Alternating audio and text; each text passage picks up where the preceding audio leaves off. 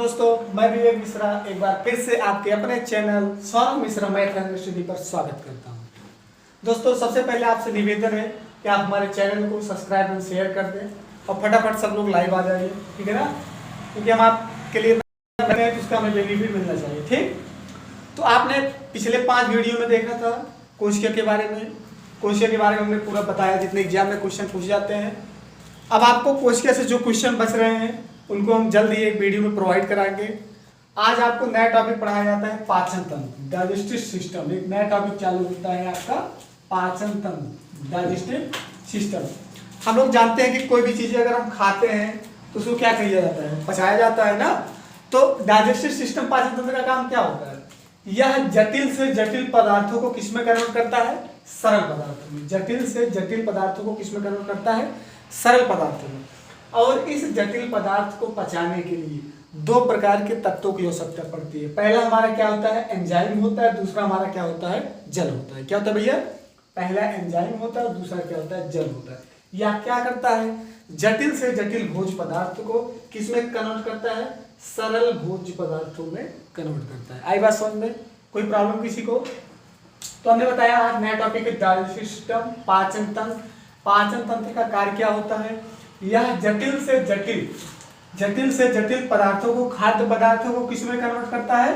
सरल पदार्थों में। और इसके लिए इसको 2 पदार्थों की आवश्यकता पड़ती है। पहला हमारा क्या है? एंजाइम। दूसरा क्या है? जल।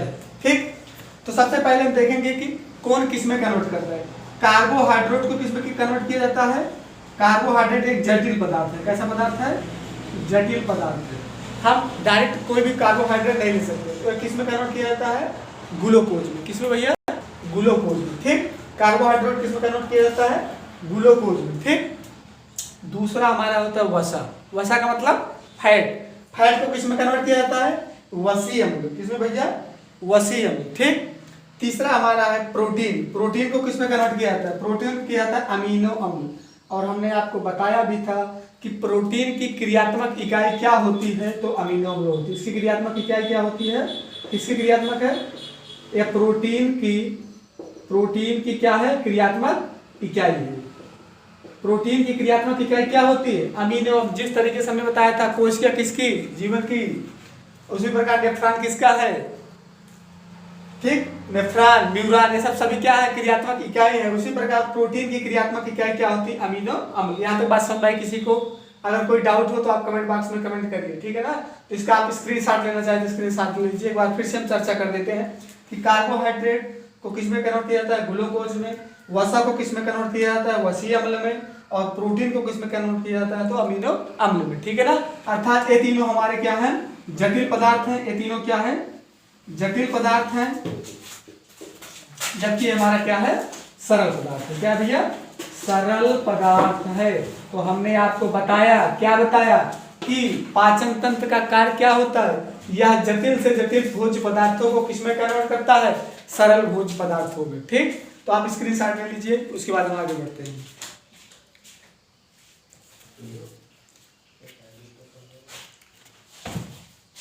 सभी लोग चैनल को सब्सक्राइब कर दीजिए और शेयर कर दीजिए भैया। जो भी हमारे चैनल से नए बच्चे जुड़ रहे हैं उनसे कृपया अनुरोध है कि चैनल को सब्सक्राइब कर दें। और जल्द ही हम आपके सामने एक करंट की वीडियो लेकर आ रहे हैं। कैप्सूल नामक करंट की क्लासेस चलेगी, जो 1 से 2 दिन चलाई जाएगी और हमारे माध्यम से चलाई जाएगी। ठीक, इसको मिटाया जाए। ठीक भैया, आई बात समझ में? आगे बढ़ते हैं। तो हम लोग आज नया टॉपिक पढ़ रहे हैं पाचन तंत्र। और पाचन तंत्र से एग्जाम में क्वेश्चन पूछे जाते हैं, ठीक है ना। अब देखिए आगे बढ़ते हैं, हम डालते हैं नया टॉपिक हमारा पाचक अंग। क्या भैया? पाचक अंग। पाचक अंग क्या भैया? पाचक अंग। इसमें 2 प्रकार के होते हैं। एक होता है, इसमें कितने होते हैं? 2 होते हैं। 2 में कौन कौन सा होता है भैया? पहला हमारा है आहार नाल। क्या है? आहार नाल। आहार नाल। ठीक, पहला क्या है हमारा? आहार नाल। दूसरा क्या है हमारा? सहायक अंग, दूसरा क्या है सहायक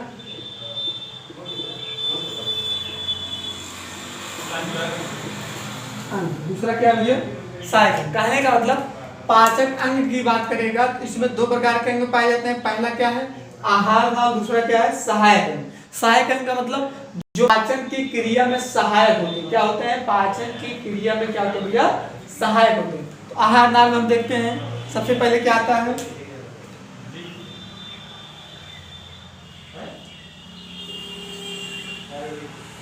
आहार नाल में जो हमारे सबसे पहले आता है मुख गुहा। क्या आता है मुख गुहा। क्या आता है भैया मुख गुहा। दूसरा हम आता है ग्रास नली। दूसरा क्या आता है ग्रास नली। दूसरा क्या होता है भैया ग्रास नली। पहला मुख गुहा, दूसरा क्या है ग्रास नली। तीसरा है अमाशय। तीसरा क्या है अमाशय। तीसरा क्या है हमारा अमाशय। चौथा हमारा है बड़ी आंत। चौथा क्या हमारा बड़ी आंत ना।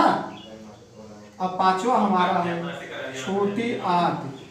छोटी आंत ठीक है। पांचवा क्या हमारा छोटी आंत। कहने का मतलब आहार नाल में जितने भी अंग आते हैं वो क्या होते हैं मुख गुहा, ग्रास नली, आमाशय, बड़ी आंत, छोटी आंत। ये सभी क्या होते हैं ये होते हैं आहार नाल। और हम क्वेश्चन में पढ़ते हैं कि भोजन का पूर्ण पाचक, भोजन का पूर्ण पाचक कहाँ होता है तो कहाँ होता है छोटी आंत में होता है। अभी हम आगे इसकी चर्चा करेंगे। ठीक आई बात समझ में। आगे बढ़े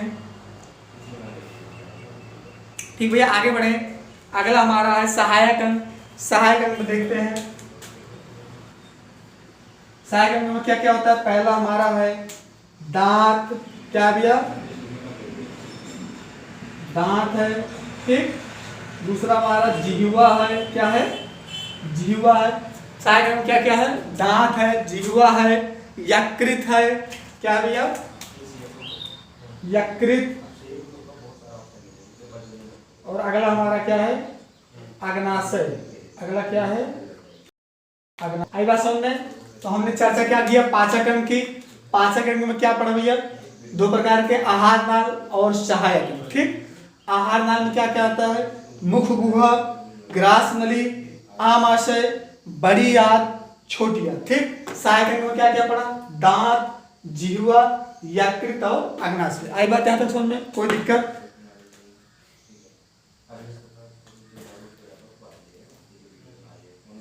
ठीक है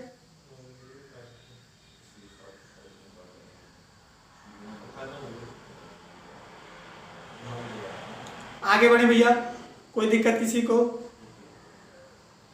स्क्रीनशॉट लेना चाहे तो ले लीजिए। चलिए अब हम चर्चा करते हैं मुख गुहा की। किसकी चर्चा करते हैं मुख गुहा की चर्चा करते हैं। ठीक तो चलिए देखते हैं मुख गुहा। मिटा दिया जाए।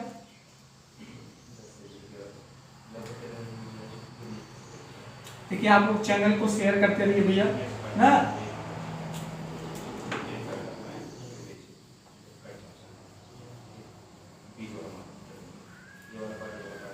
इसकी चर्चा करते हैं मुख गुहा की चर्चा करते हैं। मुख गुहा ठीक मुख गुहा की चर्चा करते हैं।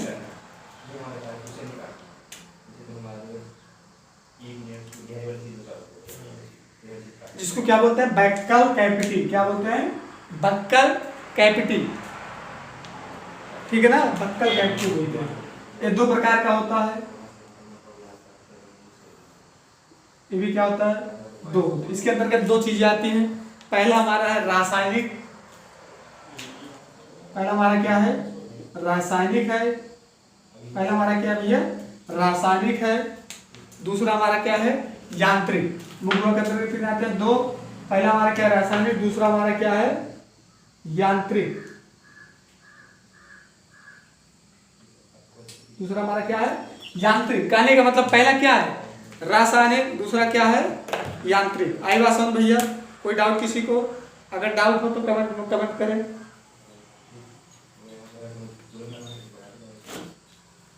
ठीक भैया।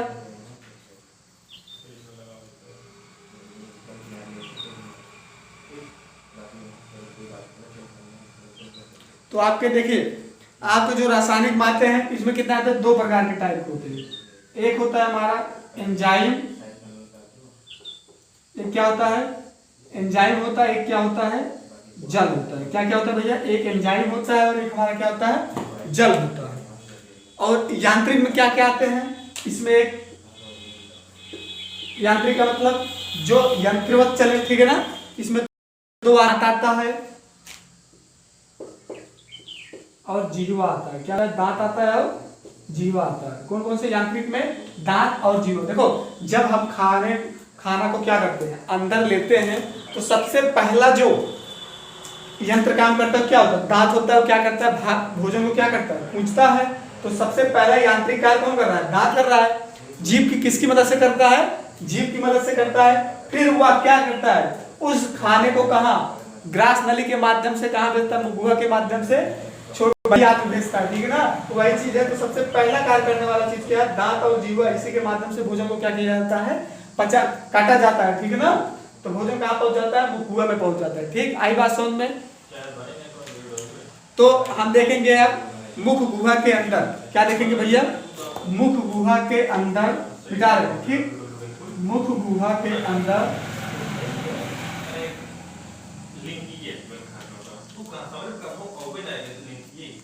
मुख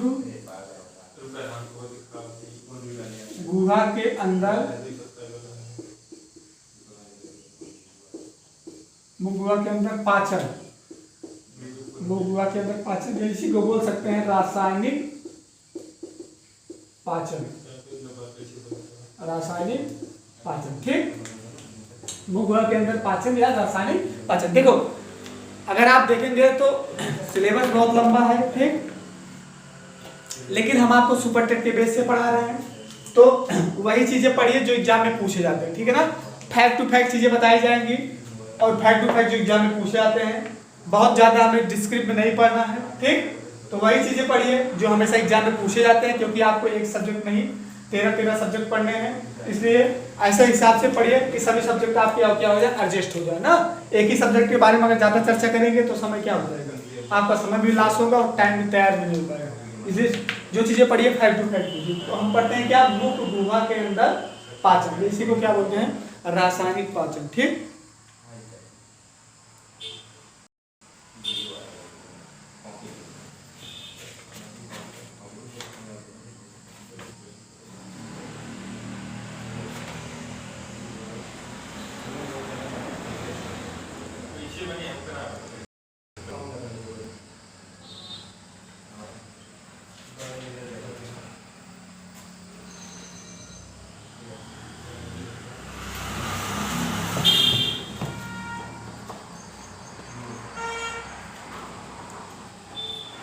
तो सबसे पहले इसमें देखेंगे, इसमें पहला है मनुष्य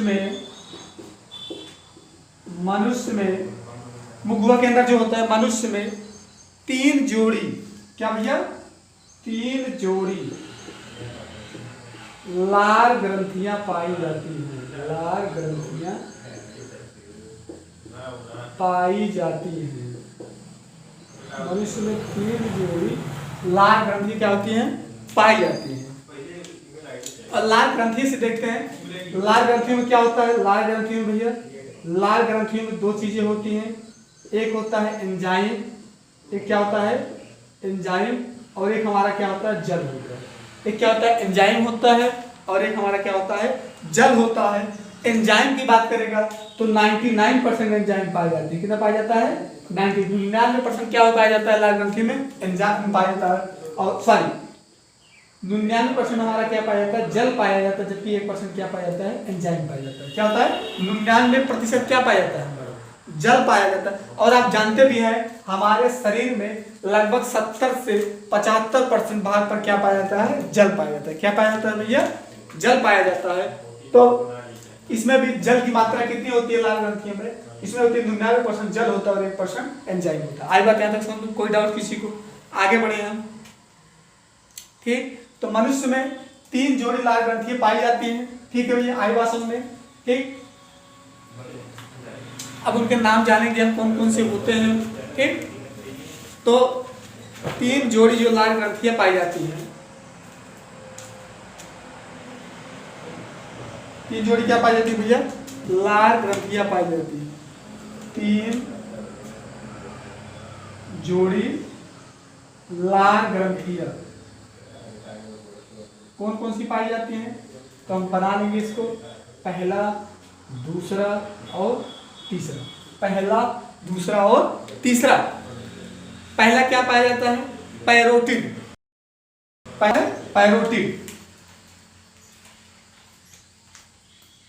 पहली ग्रंथ का क्या नाम है भैया, पैरोटिड। पैरोटिड, पहली ग्रंथ का नाम है पैरोटिड। पैरोटिड, पहली ग्रंथ की क्या नाम है, पैरोटिड। ये कहाँ पाई जाती है, कानों के नीचे।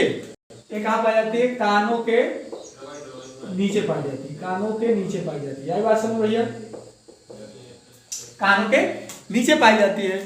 ठीक, और दूसरा है सब मंडीबुलर। क्या है दूसरा, सब मंडीबुलर।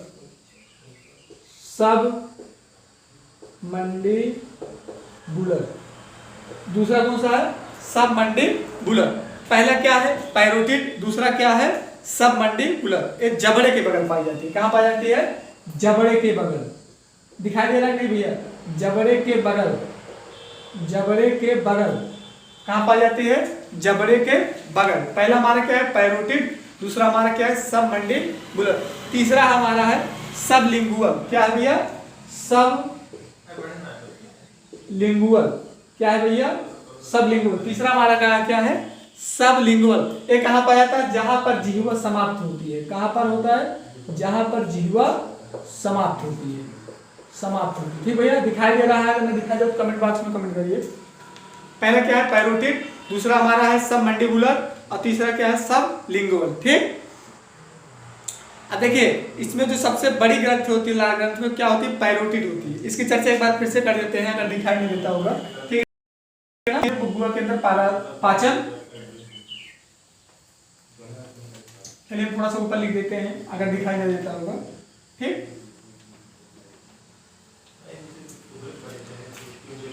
क्या किसकी चर्चा कर रहे थे, हम कर रहे थे 3 जोड़ी लाल ग्रंथियां। 3 जोड़ी लाल ग्रंथियां। ठीक, 3 जोड़ी लाल ग्रंथियां। इसमें पहला, दूसरा और तीसरा, 3 थी ना। तो पहला हम देखते हैं, पहला हमारा क्या है, पैरोटिड है। पैरोटिड, दूसरा क्या है, सब मंडीबुलर। ठीक है ना भैया, तीसरा क्या है, सब लिंगुअल। तीसरा क्या है, सब लिंगुअल। सब लिंगुअल, सब क्या है, सब लिंगुअल। तीसरा हमारा क्या है, सब लिंगुअल। ठीक, आई बात समझ में आता, कोई डाउट किसी को। तो पहला हमारा क्या था, पैरोटिड, या कहाँ पाया जाता है, कानों के नीचे पाया जाता है। कहाँ, कानों के नीचे, पैरोटिड। ठीक है ना। दूसरा हमारा है जबड़े के बगल। जबड़े के बगल। ठीक, तीसरा हमारा जहां पर जिह्वा समाप्त होता है। कहां पर पाइए, जहां पर जिह्वा समाप्त होता है।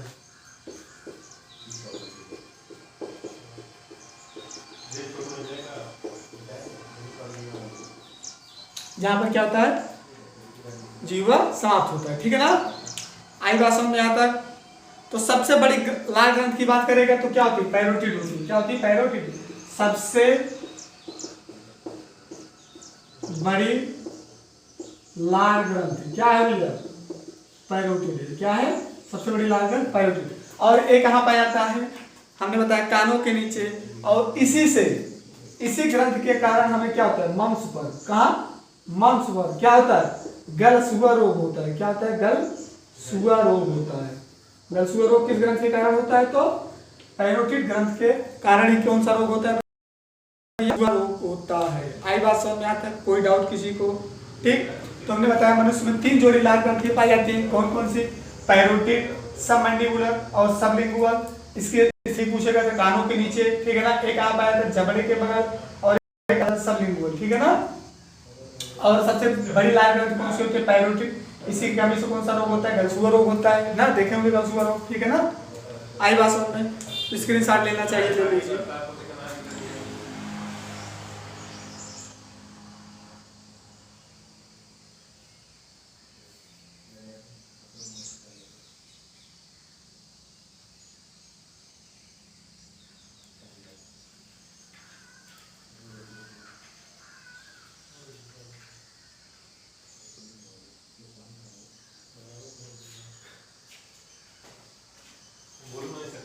ठीक, आगे बढ़े हम, आगे बढ़े। अगला है मुख भैया, मुख गुहा में। अगला है मुख गुहा में एंजाइम। अगला क्या हमारा? मुख गुहा में। अब तक हम क्या देख रहे थे? मुख गुहा में पाचन। अगला हमारा है मुख गुहा में एंजाइम। मुख गुहा में क्या भैया? एंजाइम। मुख गुहा में क्या? एंजाइम। ठीक भैया, आई बात समझ में? मुख गुहा में एंजाइम। कोई डाउट किसी को हो तो कमेंट बॉक्स में जरूर कमेंट करिए। ठीक, ठीक है। इसमें 2 प्रकार के एंजाइम पाई जाती है। पहला हमारा है, देखो 2 प्रकार के एंजाइम पाए जाते हैं, पहला और दूसरा। पहला और दूसरा, ठीक भैया। तो पहला हमारा क्या है? टाइलिन। क्या भैया? टाइलिन। पहला क्या है? टाइलिन। इसी को बोलते हैं एमाइलेज। क्या बोलते हैं? एमाइलेज। क्या बोलते हैं टाइलिन को? एमाइलेज, ठीक है ना। पहला हमारा क्या है? एमाइलेज या टाइलिन। ठीक है भैया, आई बात समझ में? पहला क्या है? टाइलिन या एमाइलेज। ठीक, अच्छा, इसका काम भी क्या होता है? इसका काम क्या होता है? यह स्टार्च को किस में कन्वर्ट करता है? शर्करा में, माल्टोज में, ठीक है ना। यह क्या करता है? स्टार्च को माल्टोज में कन्वर्ट करता है। किसमें? माल्टोज में। माल्टोज मतलब क्या है? शर्करा है। ठीक, इसका एग्जांपल अगर लेना चाहे, आप जब भी रोटी का निवाला जब मुंह में लिया जाता है, जब उसको पूछा जाता है तो रोटी में कैसा दिखाई देता है? मीठापन लगता है ना। तो मीठापन का मतलब एक प्रकार की माल्टोज क्या है? शर्करा है। एक टाइलिन का एक काम होता है जो कि क्या करता है? उसको शर्करा में कन्वर्ट करता है। और एमाइलेज क्या है? एक इसका काम क्या होता है? इसका काम और काम क्या करते हैं? कार्बोहाइड्रेट को पचाने का काम करते हैं। पचाने का क्या करते हैं? पचाने का काम करते हैं। क्या करते हैं भैया? कार्बोहाइड्रेट को काम करते हैं। ठीक भैया, कार्बोहाइड्रेट क्या करते हैं? पचाने का काम करते हैं। ठीक है समझ में? तो यह क्या करता है? स्टार्च को माल्टोज शर्करा में परिवर्तित करता है। और इसी माल्टोज के कारण क्या होता है? भोजन का मीठा लगना। कुछ समझ सकता है? भोजन का मीठा लगना। ठीक, इसी किसके कारण होता है? माल्टोज शर्करा के कारण ही क्या होता है? भोजन में मीठा दिखाई देता है। ठीक, दूसरा हमारा है लाइसोजाइम। दूसरा हमारे कौन सा है? लाइसोजाइम। दूसरी हमारे एंजाइम क्या है? दूसरा हमारा है दूसरा क्या है? लाइसोजाइम। ठीक है भैया, दूसरा क्या कौन सी एंजाइम है? लाइसोजाइम। इसका कार्य क्या होता है अगर आपसे पूछा गया? यह क्या करता है? जीवाणु को मारने का काम करता है। क्या करता है? जीवाणु को मारने का काम करता है।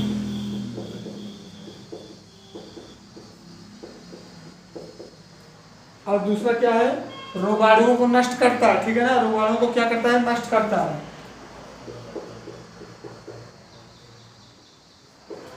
रोगाणुओं को नष्ट करता है। क्या करते हैं भैया? रोगाणुओं को नष्ट करता है। ठीक, तो हमने पढ़ा क्या? मुख गुहा में एंजाइम। एंजाइम में पहला क्या है? टाइलिन या एमाइलेज। या क्या करता है? कार्बोहाइड्रेट को पचाने का काम करता है। करने का मतलब इसका काम क्या होता है? स्टार्च को शर्करा माल्टोज में कन्वर्ट करता है। माल्टोज हमारा क्या होता है? एक प्रकार की शर्करा होती है और भोजन का मीठा लगना इसी माल्टोज के कारण होता है। ठीक, दूसरा हमारा क्या है? लाइसोजाइम। जो कि क्या करता है, जीवाणु और रोगाणुओं को नष्ट करने का काम करता है। ठीक है, आई बात समझ भैया, कोई दिक्कत किसी को? अब हम कल चर्चा करेंगे मुख गुहा में यांत्रिक पाचन। ठीक है ना, आज जितनी भी चीजें पढ़ाई गई उसको आप एक बार फिर से एक बढ़िया तरीके से उसको रिवीजन कर लीजिए। जो भी चीज ना समझ में आई हो आप कमेंट सेक्शन में कमेंट कर सकते हैं, फिर से हम उसको कल बताएंगे, लेकिन आप पढ़ते रहिए। ठीक है ना, तो कल इसके आगे चलेगी मुख गुहा में यांत्रिक पाचन। तब तक के लिए धन्यवाद, जय हिंद। आप लोग से विनम्र निवेदन है कि आप लोग चैनल को सब्सक्राइब और शेयर करते रहिए और लाइक करते रहिए। ठीक है ना, अगर आप लाइक करेंगे सब्सक्राइब करेंगे तो हमारा मनोबल बढ़ेगा, हम और अच्छे से कोशिश करेंगे। ठीक है ना, तब तक के लिए मस्त रहिए, स्वस्थ रहिए, जय हिंद।